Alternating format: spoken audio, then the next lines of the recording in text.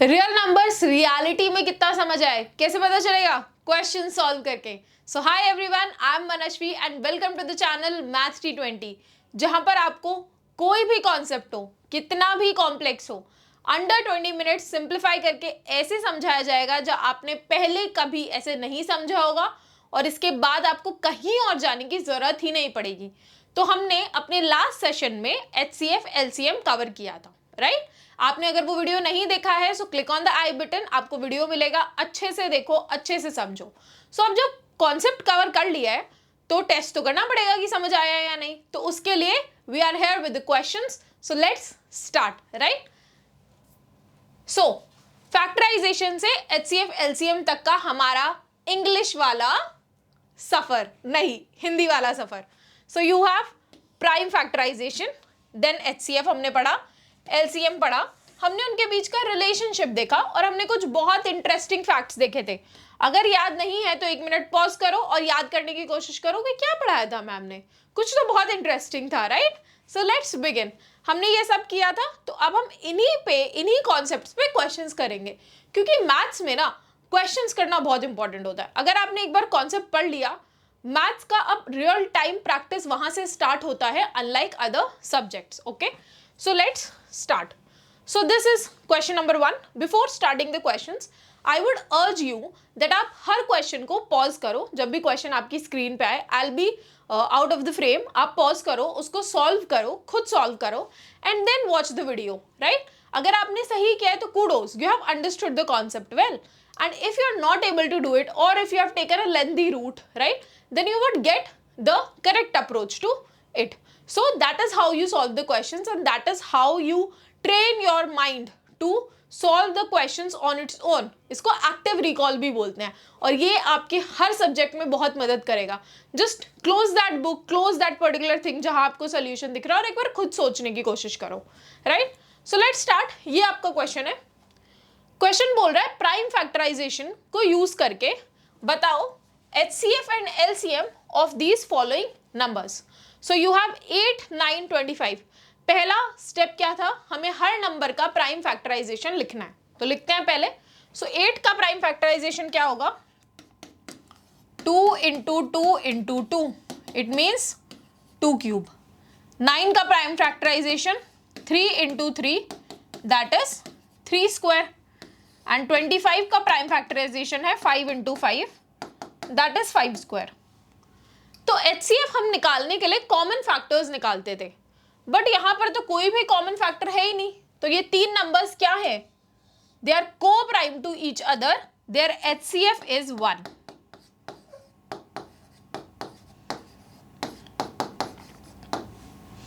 And what about their LCM?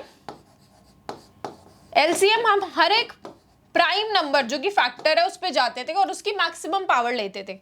तो यहाँ पर 2 की मैक्सिमम पावर है 3, 3 की मैक्सिमम पावर है 2 और 5 की मैक्सिमम पावर है 2, यानी कि this becomes 8 into 9 into 25, right? तो इसको कैसे मल्टीप्लाई करना है? 8 इंटू 25 को we can write it as 50 into 4, that is 200। 200 into 9 हो जाएगा आपका 1800। So that is the LCM for these 3 particular numbers. I hope this is clear, right? 1800 इसका LCM है, मैं यहां लिख देती हूँ 1800। Now let's solve the second part. You have 12, 15 and 21। Again इनका प्राइम फैक्टराइजेशन करेंगे।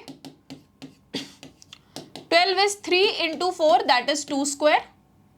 15 is 3 into 5 and 21 is 3 into 7. तो अगर इनका HCF लिखना है तो हमें कॉमन फैक्टर ढूंढना होगा, which is in all cases I can see 3 is the common factor. So HCF है इन 3 नंबर्स का 3. Talking about LCM,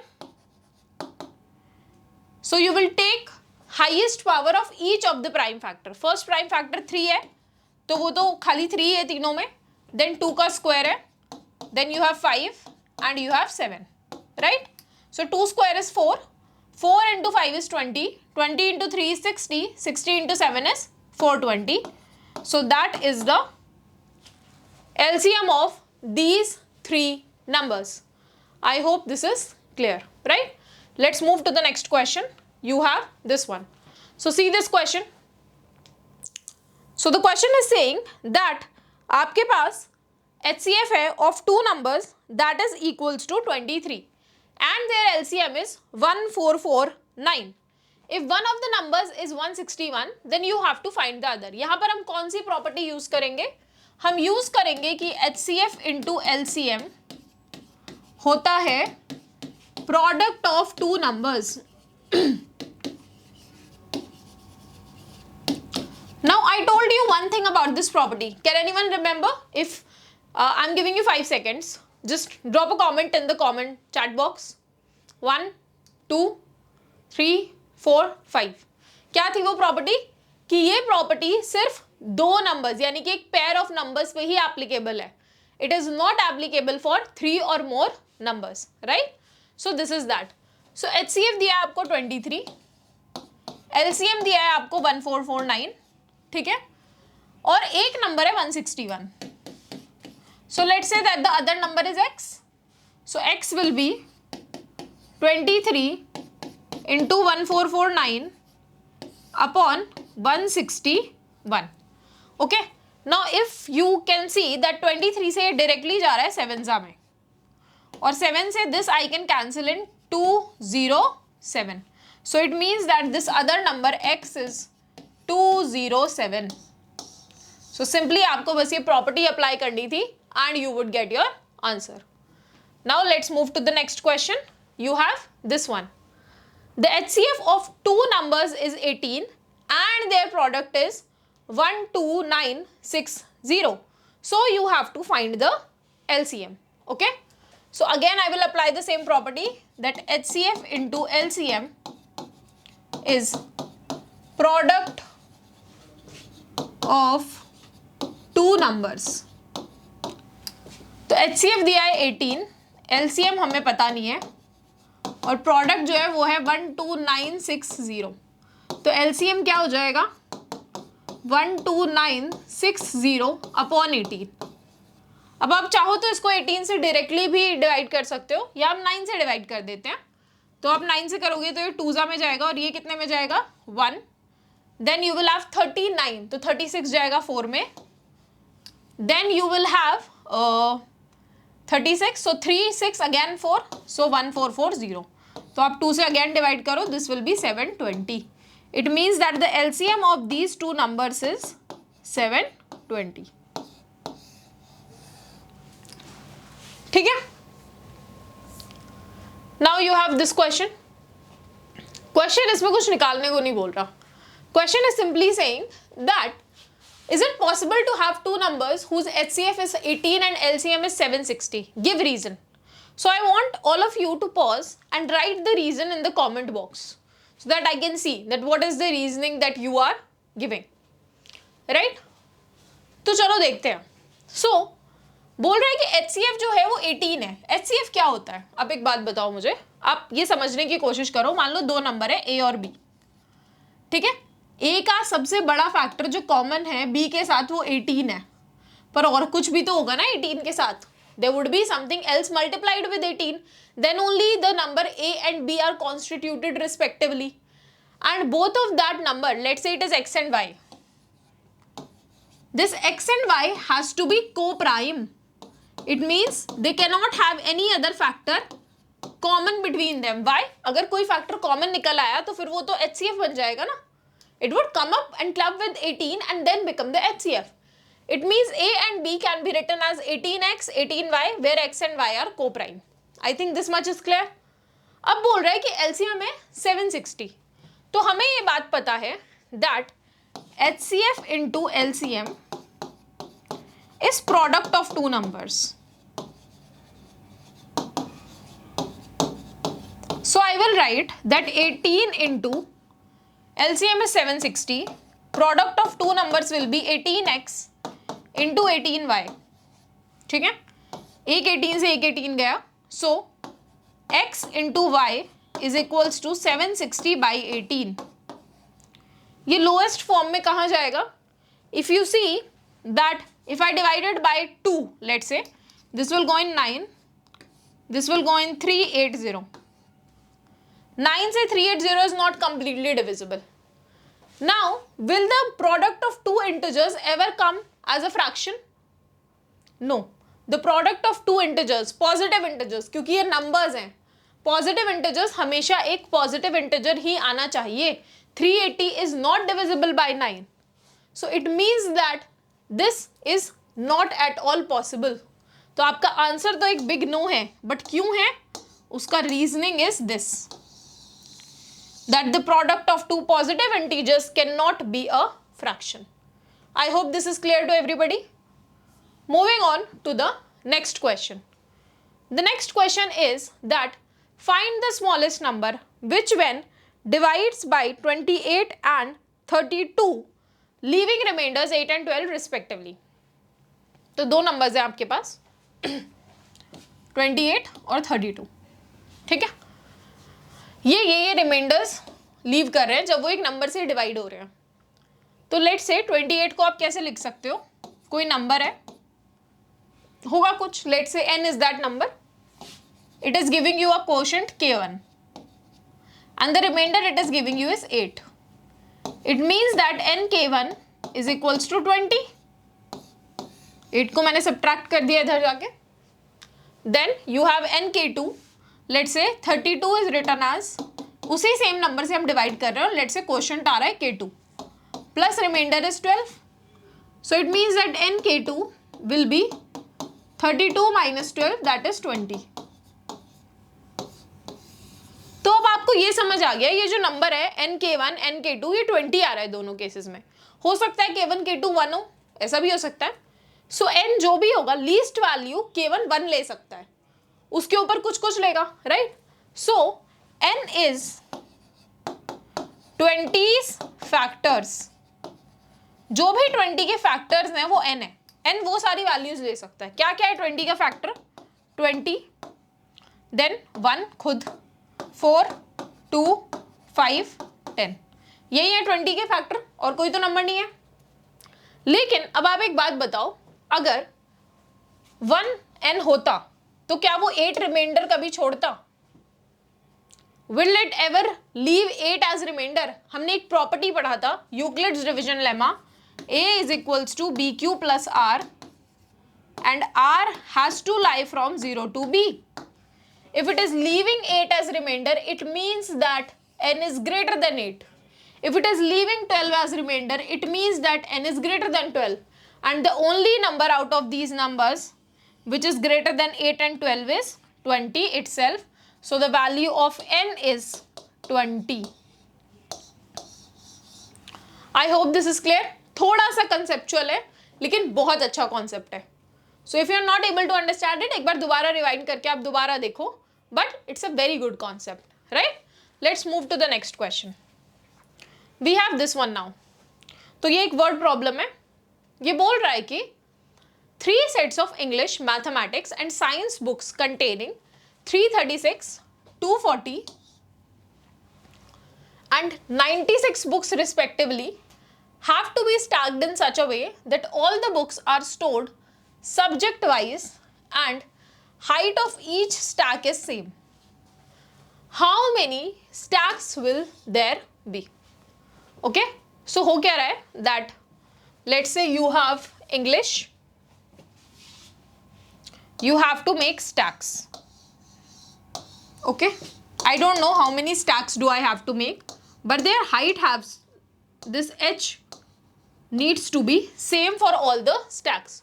और इस तरीके से इन 3 सेट्स को आपको स्टैक करना है ताकि सारी बुक्स जो है वो सब्जेक्ट वाइज स्टोर्ड हो और हाइट जो है सबका सेम हो.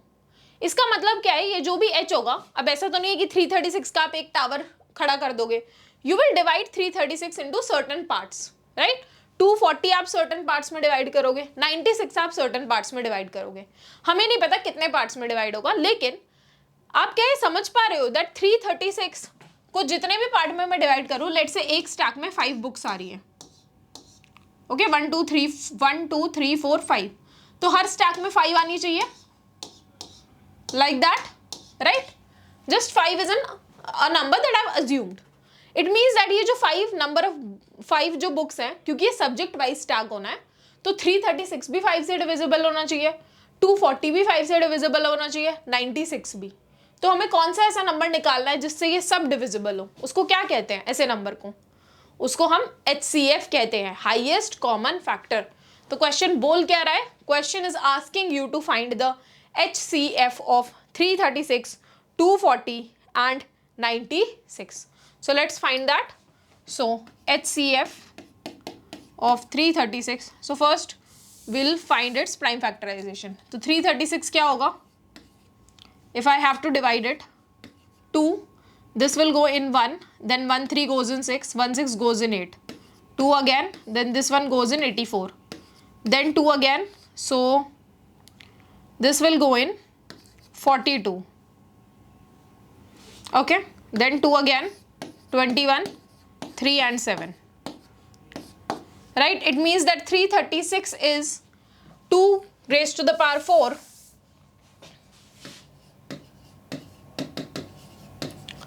into 3 into 7.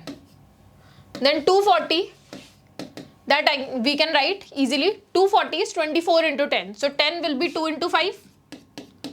And 24 is basically 3 into 8. So 3 into 2 cube. So this can be written as 2 raised to the power 4 into 3 into 5. Then you have 96. 96 is 12 into 8, which is 3 into 4. So 3 into 2 square into 4 2 square. It means 2 raised to the power 4 into 3. So what is the HCF that you are getting? HCF will be of 336, 240, 96 will be 2 raised to the power 4 एक तो common है और 3 common है. It means that 2 raised to the power 4 into 3. Okay,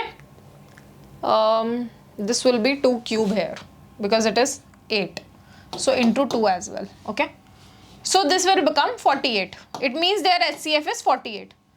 अगर HCF 48 है तो उन्होंने ये नहीं पूछा that height of stack कितना होगा. They have asked how many stacks will be there. So how many stacks will be there? How will we calculate? So for English, the number of stacks will be 336 by 48. For maths, the number of stacks will be 240 by 48. For science, the number of stacks will be 96 by 48. तो ये number कितना होगा? आपने ये हटा दिया. What is left? 7. 240 by 48. What is left? 5. And here you are left with 2. So the total number, the answer would be 7 plus 5 plus 2. That is, there would be 14 such stacks. I hope this question is clear. Okay. Moving on to the next question. Now the question is asking, 6 bells commence tolling together at an interval of 2, 4, 6, 8, 10 and 12 minutes respectively. In 30 hours, how many times do they toll together? So you have to find that when are they tolling together. One is tolling after 2 minutes, one is tolling after 4 minutes. It means that उनका जो common point आएगा, that would be where it is the multiple of all of them. It means that you have to find the LCM of all of these numbers. So LCM of all of these numbers will be 2 is 2 only. You have 4 which is 2 square. You have 6 which is 3 into 2. You have 8 which is 2 cube. 10 is 2 into 5.